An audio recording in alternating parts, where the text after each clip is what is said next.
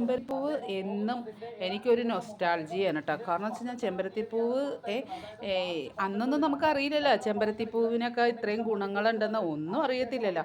അപ്പോൾ അന്നൊക്കെ എന്ന് വെച്ച് കഴിഞ്ഞാൽ ചോറും കറിയും വെച്ച് കളിക്കും. കളിക്കുമ്പോൾ എങ്ങനെയാണെന്ന് വെച്ച് കഴിഞ്ഞാൽ നമ്മുടെ പ്രധാന ഡിഷ് ചെമ്പരത്തിപ്പൂവാണ്. ചെമ്പരത്തിപ്പൂവ് അരിഞ്ഞിട്ട് മണ്ണിലിട്ട് കുഴക്കും. പിന്നെ എന്താ കുറേ വെള്ളം ജ്യൂസ് പോലെ ആക്കും. എന്തൊക്കെയോ അറിയാൻ പാടില്ല. ചമ്മന്തി ഉണ്ടാക്കും കല്ലിലിട്ട് അരച്ച്, അമ്മിക്കല്ലിലൊക്കെ ഇട്ട്. അന്നൊന്നും മിക്സിയൊന്നുമില്ല, കല്ലിലിട്ടൊക്കെ അരച്ച് ഇതാക്കും.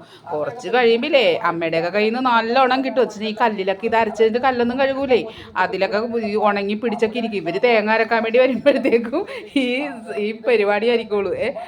അന്നൊക്കെ കറിക്കൊക്കെ കിട്ടുമ്പോഴത്തേക്കും വൈകുന്നേരമൊക്കെ ഇരിക്കുള്ളൂ.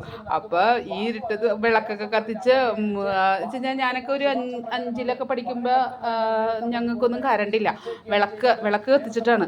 അപ്പോൾ ഈ മണ്ണെണ്ണ വിളക്ക് കത്തിച്ചിട്ട് വന്ന് അരക്കാൻ വരുമ്പോഴത്തേക്കും ഈ സാധനം എൻ്റെ പൊന്നോ. പിന്നെ നമ്മൾ കട്ടിലിൻ്റെ അടിയിലാണ് ഏതിൻ്റെ അടിയിലാണ് വിളിക്കണതെന്നൊന്നും അറിയില്ല. പിന്നെ അതുപോലെ തന്നെ എന്താണ് അന്നത്തെ കാലത്ത് ഇപ്പം ഈ ഗസ്റ്റ് വന്നു കഴിഞ്ഞാൽ ചിക്കന് കിടക്കപ്പുറതി ഇല്ലെന്ന് പറയുന്ന കണക്കാണ് ഈ ചെമ്പരത്തിപ്പൂവിന്. നമ്മൾ ചോറും കൂട്ടാനും വെച്ച് കളിക്കുമ്പോൾ ഈ ചെമ്പരത്തിയുടെ ഡിഷില്ലാത്ത ഒരു പരിപാടിയില്ല.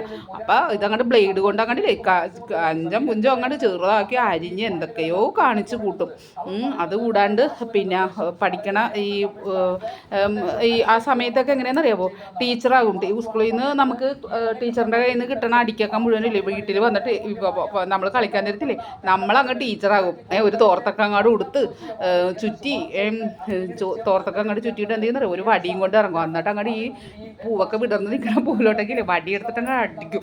പഠിക്കോടി, പഠിച്ചാ നീ ചെയ്താ, കാണാപ്പാടം എഴുതിയാ, ഹോംവർക്ക് എന്നൊന്നും അന്നത്തെ കാലത്ത് പറച്ചിലില്ല.